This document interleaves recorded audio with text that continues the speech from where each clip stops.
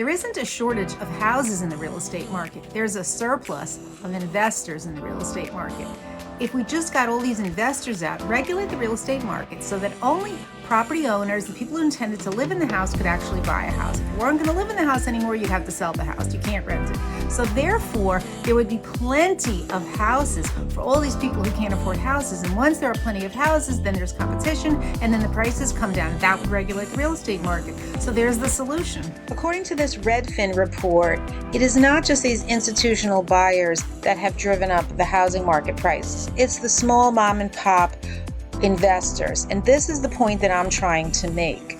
It isn't new. Corporate home purchases started investing hugely in the market in 2000, but Bloomberg makes a distinction between large-scale corporate Wall Street landlords buying up single-family homes and those smaller businesses like mom and pop landlords. These are also bad, and this is really important to think about.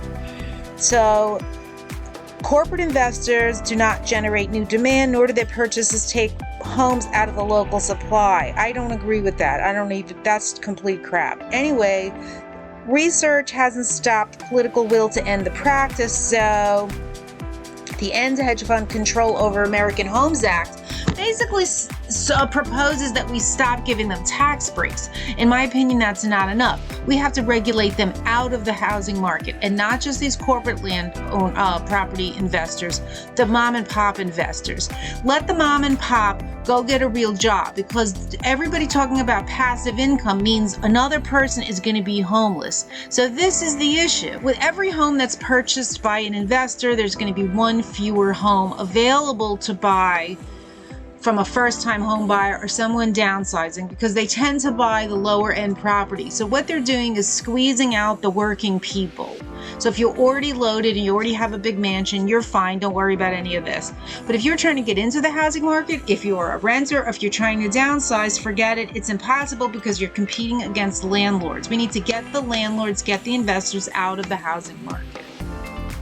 I want to make a connection here about why there really isn't a shortage of houses in the real estate market, because the focus is constantly on, we need to have builders build more houses, we need to provide incentives for builders to build more houses, we have a shortage of houses. I'm not sure why nobody's talking about the fact that we actually do not have a housing shortage. What we have is investors buying up houses in the housing market. And what they are buying is single-family rental homes. Now, if these investors buy all these single-family homes, there are going to be fewer homes available in the market. So therefore, the homes that are left, and the recent statistic that we are seeing is about 26%, a quarter of the homes in the real estate market are investor-owned. So imagine if we had 25% more houses in the real estate market. That would greatly create an environment of economic competition in houses, and the prices would come way, way down. This is something that regulation could address. So this article is addressing that the institutional investors play a significant role in the housing market recovery as they pose challenges to regular home buyers and renters. Their actions have contributed to rising home prices, making it harder for first-time home buyers to enter the housing market. But they're only talking about it from the perspective of the buyer has to compete with an institutional buyer.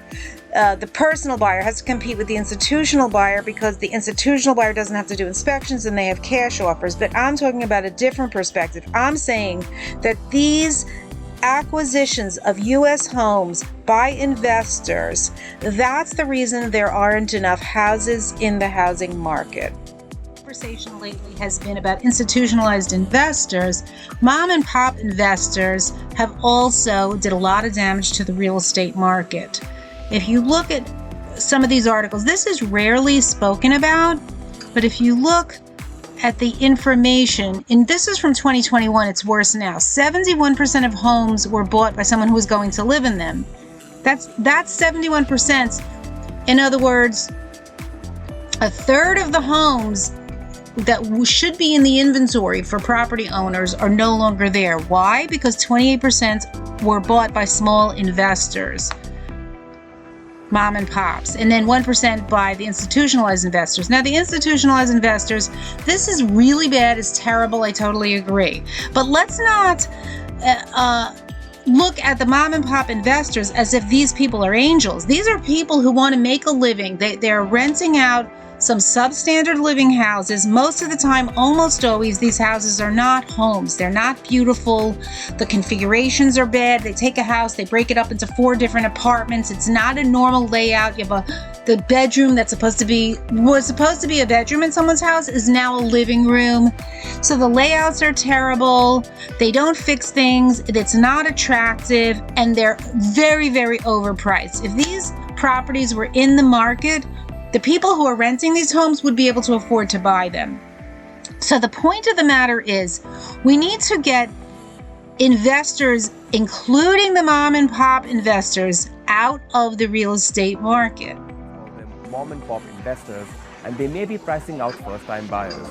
John Pasalis is a real estate broker. So fewer first-time buyers can afford a home. More investors are buying homes and just renting them out.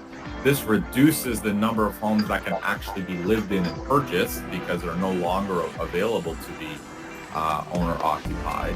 Pasalis said this phenomena is causing both housing prices and wealth inequality to rise, and it comes as Canada hit another population milestone, soaring to 41 million just months after hitting a record 42 million people last year. The federal budget next month.